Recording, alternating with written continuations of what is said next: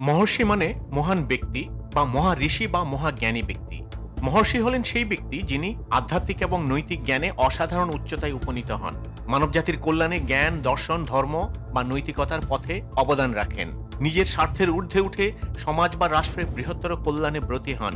রাজনৈতিক বা রাষ্ট্রনেতাদের মধ্যে যারা শুধুমাত্র শাসক নন, বরং জাতির নৈতিক, সাংস্কৃতিক, আধ্যাত্মিক এবং দর্শনের দিক নির্দেশক হয়ে ওঠেন, তাদের রাজনৈতিক মহর্ষি বলা হয়।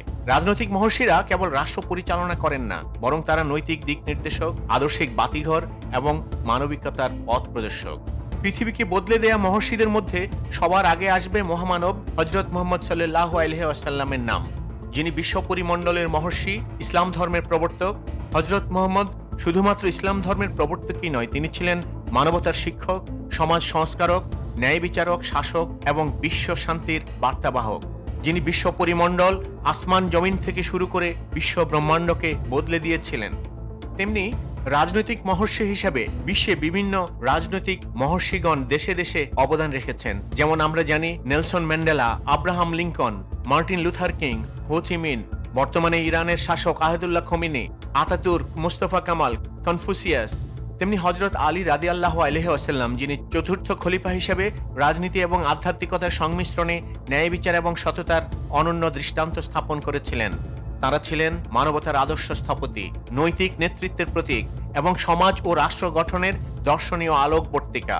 তেমনি ক্ষুদ্র বাংলাদেশের ৫৪ বছরের ইতিহাসে যে কয়জন মহর্ষি বাংলাদেশকে ধারণ করেন এবং বাংলাদেশকে দাসত্ব মুক্ত, স্বাধীন, সার্বভৌম রাষ্ট্র হিসেবে এখনো দাঁড় করিয়ে রেখেছেন, আমরা সেই রকম দুজন মহর্ষি ব্যক্তি কিভাবে বাংলাদেশের রক্ষক হয়ে উঠেছেন তার ব্যাখ্যা করব।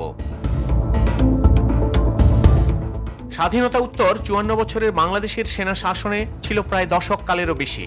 প্রায় ২৫ বছর বাংলাদেশের আওয়ামী লীগ দেশ শাসন করেছে, যারা বিগত ১৬ বছর ছিল বাংলাদেশের জন্য একটা কালো অধ্যায়।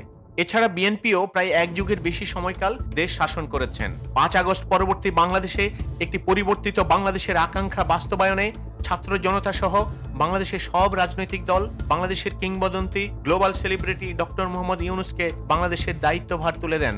বর্তমান অন্তর্বর্তী সরকারের প্রধান উপদেষ্টা হিসেবে বাংলাদেশ মেরামতের জন্য ১১ মাস নিরলস কাজ করে যাচ্ছেন। এই পরিবর্তিত বাংলাদেশে বিএনপির সামনে অনেক বড় সুযোগ এসেছে বাংলাদেশকে এগিয়ে নেয়ার, যার নেতৃত্বে আছেন আপসহীন দেশনেত্রী বেগম খালেদা জিয়া। তার উপস্থিতি বিএনপিকে অনেক উজ্জীবিত করে, অনুপ্রাণিত করে। তার উত্তরসূরি তারেক রহমান ভবিষ্যতের বাংলাদেশের হাল ধরবেন, এটাই বিএনপি এবং জাতীয়তাবাদী বাংলাদেশের চাওয়া।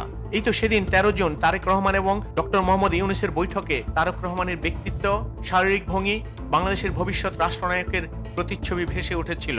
কিন্তু এটাও তো রাজনৈতিক মহলে আলোচনার বিষয় যে জনাব তারেক রহমান এখন বিএনপিতে কার্যত মাইনাস। বিএনপির অন্ধ এবং দলকানা সমর্থকদের অনেকে হয়তো এই তত্ত্বের সাথে দ্বিমত পোষণ করবেন, গালমন্দ করবেন, কিন্তু এখনকার বাস্তবতা এরকমই মনে হয়। তারেক রহমান দলের ভারপ্রাপ্ত চেয়ারম্যান হলেও বাস্তবে তথা মাঠ পর্যায়ে বিএনপির নিয়ন্ত্রণ মূলত তারেক রহমান বিরোধী এবং ভারত অনুগত সালাউদ্দিন আব্বাস, আমির খসরু, ব্যারিস্টার রুমিন, শ্যামা ওবায়েদ, দুলু, ভুলু এবং রিজভীদের হাতে। বহু আগে থেকেই সিনিয়র নেতাদের অধিকাংশই তারেক রহমানের বিপক্ষে অবস্থান নিয়েছিলেন বলে শোনা যায়। তবে এদের মূল সমন্বয়ক, আগামী দিনের সম্ভাব্য মহাসচিব পদের দৌড়ে অনেকটা এগিয়ে থাকা সুপ্রশিক্ষিত সালাউদ্দিন আহমেদ। আর এটা হলে বিএনপির ভবিষ্যৎ দেখার অপেক্ষায় থাকবে সারা বাংলাদেশ। জুলাই বিপ্লবের অনেক আগেই বিএনপির প্রায়োগিক নেতৃত্ব এবং কর্তৃত্ব কার্যত পুরোপুরি হাইজ্যাক হয়ে গেছে। এটা ডক্টর মোহাম্মদ ইউনূসের সরকার কিংবা পশ্চিমাদের কেউ করেনি, ভারত সুপরিকল্পিতভাবে এটা করেছে। আওয়ামী শাসনামলে বিএনপির মধ্যে ভারত অনুগত একটি গ্রুপ তৈরি করা হয়েছে এবং এই মূল সমন্বয়কের দায়িত্বে আছেন বিএনপির অনেকেই। কাজেই এখনকার মাঠ পর্যায়ের বিএনপি সেই শহীদ জিয়াউর রহমান বা দেশনেত্রী বেগম খালেদা জিয়ার বিএনপি নয়। এই বিএনপি মূলত অবৈধ সুযোগ সুবিধা নেওয়া এবং তারেক রহমান বিরোধী নেতাদের দ্বারা নিয়ন্ত্রিত বিএনপি। এর বহিঃপ্রকাশ দেখতে পাওয়া যায় তারেক রহমান যেভাবে দল এবং দেশ নিয়ে চিন্তা করেন এবং কথা বলেন, দল ও দেশকে আগামীতে যেভাবে পরিচালনা করতে চান বা করাতে চান, তার ছিটে ফোটাও মাঠ পর্যায়ে দেখা যায় না। মাঠে বিএনপি, সালাউদ্দিন, দুদু, ভুলু তাদের লাগামহীন মিডিয়ার সামনে বক্তব্যে এটা স্পষ্ট প্রতীয়মান হয়। তাদের মাঠ পর্যায়ের কর্মকাণ্ডে বিগত ১১ মাসে ১০০-র বেশি প্রাণহানি এবং কর্মীদের মারামারি, মাঠ দখল, চাঁদাবাজি প্রমাণ করে এই বিএনপি এখন আওয়ামী লীগেরই একটি বি টিম হিসেবে কাজ করছে। হয়তো সাধারণ জনমানুষের মনেই প্রশ্ন আসছে, প্রতিটা কর্মকাণ্ডের বিপরীতে সাধারণ জনগণ যেভাবে তার মত প্রকাশ করছে, যেভাবে কমেন্ট করছে, সেখান থেকে এটা বোঝা যায় বিএনপির প্রতিটা নেতাকর্মী সেই কমেন্টসগুলো দেখেন। তারেক রহমান সব ধরনের মামলা থেকে মুক্ত। স্বরাষ্ট্র উপদেষ্টা থেকে শুরু করে বিএনপির আইনজীবী থেকে শুরু করে সবাই একই কথা বলেছেন, কিন্তু আসছেন না কেন? আসলেই কি সেই ভারত সমর্থিত বিএনপির নেতাকর্মীরা কোনোভাবেই কি চায় না যে তারেক রহমান দেশে ফিরে আসুক এবং দলকে সামনে থেকে নেতৃত্ব দিক? তবে এটা ঠিক, আওয়ামী লীগ এবং ভারতও চায় না যে জিয়া পরিবারের কেউ আবার রাষ্ট্র পরিচালনায় আসুক। বিগত সময়ে দেখা গিয়েছিল 1982 থেকে 1990 এর দিকে বিএনপির বাঘা ভাগা প্রায় সব নেতাই দল ত্যাগ করে এরশাদের জাতীয় পার্টিতে যোগ দিয়েছিল, কিন্তু সে সময় দেশনেত্রী বেগম খালেদা জিয়া সে সময় এরশাদ পতনের লক্ষ্যে আপসহীন আন্দোলন সংগ্রাম করেছিলেন। বড় বড় নেতাদের ছাড়াই উনি প্রায় একা এই যুদ্ধটা করেছেন। বিএনপি সে সময় হারিয়ে যায়নি। খালেদা জিয়া দৃঢ় ব্যক্তিত্ব এবং নেতৃত্ব গুণের জন্যই বিএনপি টিকে যায় এবং সবার ভবিষ্যৎবাণী ভুল প্রমাণ করে 1991 সালে সাধারণ নির্বাচনে বিপুল ভোটে বিজয়ী হয়ে সরকার গঠন করে। বাংলাদেশের অধিকাংশ মানুষই ভারতের চারপাশে অন্য সব প্রতিবেশী দেশগুলোর মতোই ভারত বিরোধী, কারণ ভারত বাংলাদেশকে শোষণই করে যায় এবং বৃহৎ প্রতিবেশী হিসাবে বাংলাদেশকে শোষণের যে সীমারেখা ছাড়িয়ে গিয়েছে সেটা একমাত্র বাংলাদেশের সাধারণ জনগণ সেটা হাড়ে হাড়ে টের পাচ্ছে। বাংলাদেশের উপর ভারতের দাদাগিরি এবং আগ্রাসী আচরণের জন্য ভারতের আধিপত্যবাদ বিরোধী অবস্থান নিলে বিএনপি নিরঙ্কুশভাবে সামনে এগিয়ে যাবে বলে আমরা বিশ্বাস করি। বিএনপির এই মুহূর্তে সময় এসেছে ভারত বিরোধী অবস্থান নিয়ে এবং বাংলাদেশের কল্যাণে কাজ করে এগিয়ে যাওয়ার, এবং সেখানে নেতৃত্ব দিতে পারেন তারেক রহমান। তারেক রহমানের ব্যক্তিত্বে সেটা ফুটে উঠেছে।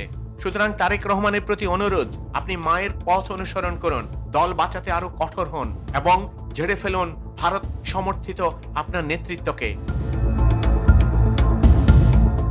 বর্তমান অন্তর্বর্তী সরকার এবং বর্তমান অন্তর্বর্তী সরকারের প্রধান উপদেষ্টার প্রতি যখন বিএনপির নেতাকর্মীদের বিদ্বেষমূলক আচার আচরণ, অবজ্ঞামূলক বক্তৃতা, বিবৃতি, যাচ্ছেতাইভাবে ডক্টর মোহাম্মদ ইউনূসকে অপমান করে যে সংস্কৃতি তৈরি করেছিলেন, সেখান থেকে বাংলাদেশকে বলা যায় ডক্টর ইউনূসকে উদ্ধার করলেন বেগম খালেদা জিয়া। বেগম খালেদা জিয়া তার নেতাকর্মীদের নির্দেশ দিয়েছেন ডক্টর মোহাম্মদ ইউনূসকে সামলে চলার জন্য, ডক্টর মোহাম্মদ ইউনূসের সাথে একসাথে কাজ করার জন্যে, যার প্রতিচ্ছবি ভেসে উঠেছে 13 জনের ডক্টর মোহাম্মদ ইউনূস এবং জনাব তারেক রহমানের আলোচনার মধ্যে, বৈঠকের মধ্যে। সুতরাং বাংলাদেশের দুই মহর্ষি বেগম খালেদা জিয়া এবং ডক্টর মোহাম্মদ ইউনূস বাংলাদেশকে ধারণ করে বাংলাদেশের রক্ষক হিসাবে এগিয়ে এসেছেন। যে 54 বছরের যে বাংলাদেশের যে দুর্নীতির বাংলাদেশ, সেই বাংলাদেশকে আর দেখতে চায় না এবং সেই দুর্নীতিমুক্ত বাংলাদেশ, ভবিষ্যতের প্রগতিশীল বাংলাদেশকে তুলে আনার জন্য বাংলাদেশের দুইজন মহর্ষি বেগম খালেদা জিয়া এবং ডক্টর মোহাম্মদ ইউনূসই বাংলাদেশকে রক্ষা করতে পারেন এবং সামনে থেকে নেতৃত্ব দিতে পারেন জনাব তারেক রহমান। বর্তমান অন্তর্বর্তী সরকারের প্রধান উপদেষ্টা এবং তার উপদেষ্টা পরিষদ যেভাবে সততার সাথে দেশকে নেতৃত্ব দিচ্ছেন, যেটা 54 বছরের ইতিহাসে বাংলাদেশে বিরল। বাংলাদেশের সাধারণ মানুষ দেখেছে কিভাবে ক্ষমতায় থেকেও দুর্নীতিমুক্ত থেকে বাংলাদেশকে নেতৃত্ব দেয়া যায়। ভবিষ্যতের বাংলাদেশ গঠনে এই উদাহরণ উজ্জ্বল হয়ে থাকবে এবং নির্বাচিত প্রতিনিধি এবং ভবিষ্যতের বাংলাদেশের রাষ্ট্রপ্রধানরা এটা মেনে চলবেন, এটাই জাতির প্রত্যাশা এবং এটা অনস্বীকার্য। ভবিষ্যতের বাংলাদেশ কখনো দুর্নীতি এবং দুর্নীতিগ্রস্ত এবং দুর্নীতিপরায়ণ দেশ হবে, এটা সাধারণ ছাত্র জনতা জুলাই আন্দোলন পরবর্তী সময়ে মেনে নেবে না। ভবিষ্যতের বাংলাদেশ হবে দুর্নীতিমুক্ত বাংলাদেশ এবং সেই দুর্নীতিমুক্ত বাংলাদেশ গড়নে সহায়তা করবেন, নেতৃত্ব দেবেন খালেদা জিয়ার উত্তরসূরি জনাব তারেক রহমান। তারেক রহমানকে নেতৃত্ব দিতে হবে বাংলাদেশকে বুকে ধারণ করে এবং বাংলাদেশকে এগিয়ে নেওয়ার প্রত্যয়ে আধিপত্যবাদের বিরুদ্ধে থেকে সার্বভৌমত্ব বজায় রেখে। সুতরাং বাংলাদেশের দুই মহর্ষি বেগম খালেদা জিয়া এবং ডক্টর মোহাম্মদ ইউনূস যতদিন বেঁচে থাকবে ততদিন বাংলাদেশ নিশ্চিতভাবেই তার সার্বভৌমত্ব, তার অধিকার এবং বাংলাদেশের বুকে মাথা উঁচু করে দাঁড়াবার একটি শক্তি হিসাবে দাঁড়িয়ে থাকবে এবং তার ভবিষ্যতে নেতৃত্ব দেবেন জনাব তারেক রহমান।